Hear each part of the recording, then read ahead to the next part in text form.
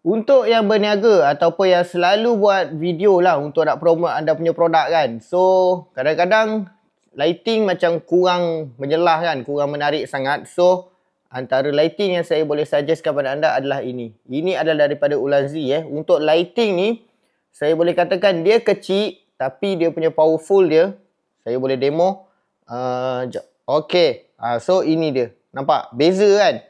Sebelah gelap, tiba-tiba jadi terang kan.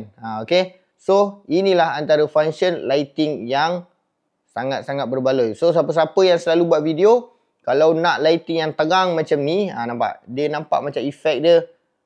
Okay.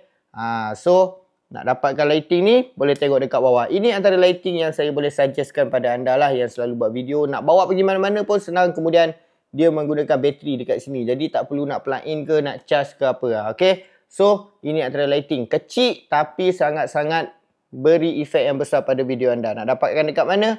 Boleh tengok dekat bawah.